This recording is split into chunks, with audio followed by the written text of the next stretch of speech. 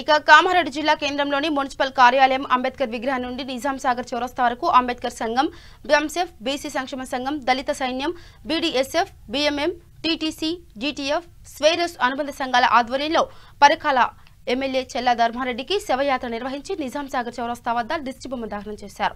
ఈ సందర్భంగా అంబేద్కర్ సంఘం జిల్లా అధ్యక్షులు ఆకుల బాబు, బిఎంఎఫ్ రాష్ట్ర ప్రధాన కార్యదర్శి నరేందర్, బీడీఎస్ఎఫ్ రాష్ట్ర అధ్యక్షులు ఆజాద్, దళిత సంఘం రాష్ట్ర సెక్రటరీ బాబ్లు, బీసీ సంక్షేమ సంఘం అధ్యక్షులు శివరాములు మాట్లాడుతూ పరకాల ఎమ్మెల్యే చెల్ల ధర్మారెడ్డి ఎస్సీ, ఎస్టీ, బీసీ సంఘాల వారు రిజర్వేషన్ ద్వారా ఉద్యోగం సంపాదించడం జరిగిందన్నారు.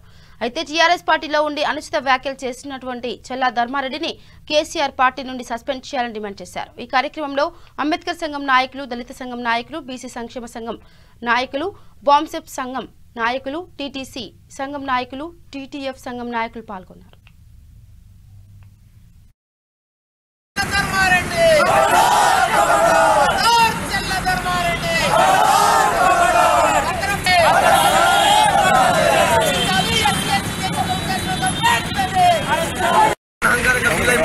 ఎవరు మాట్లాడుతున్నా చెల్లని ధర్మారెడ్డికి శవయాత్ర నిర్వహించి ఈరోజు ఇక్కడ మేము మాట్లాడడం జరుగుతుంది. కారణం అంటే ఎవరైతే ఎస్సీ, ఎస్టీ, బీసీ మైనారిటీల ఎవరైతే ఉన్నారో వీళ్ళు అజ్ఞానవంతులు అని చెప్పి మీరు మాట్లాడుతున్న మాటలకు హెచ్చరికగా ఈరోజు షాంపులు చూస్తూ ఉన్నాం.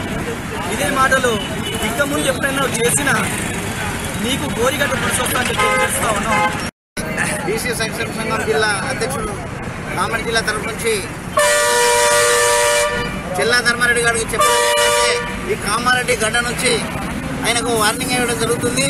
మీరు తక్షణమే ఎమ్మెల్యే పదవికి రాజీనామా చేసి స్వచ్ఛందంగా లొంగిపోయి రాజీనామా చేసుకుని బాగుంటుంది.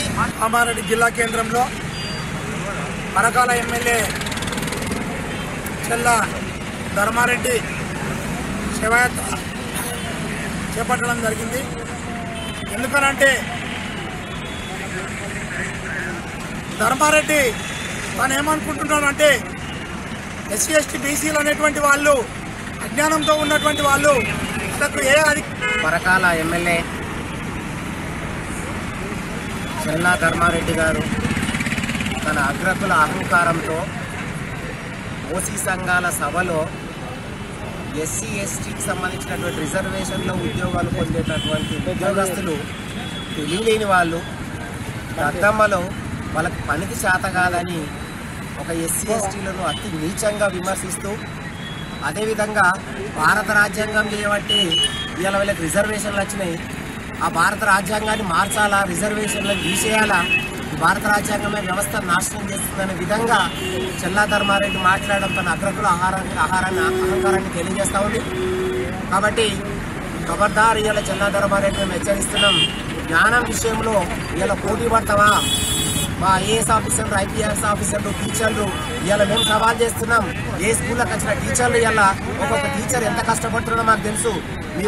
మీ జాతికి సంబంధించిన టీచర్లు ఇవాళ బిజినెస్లు పెట్టుకొని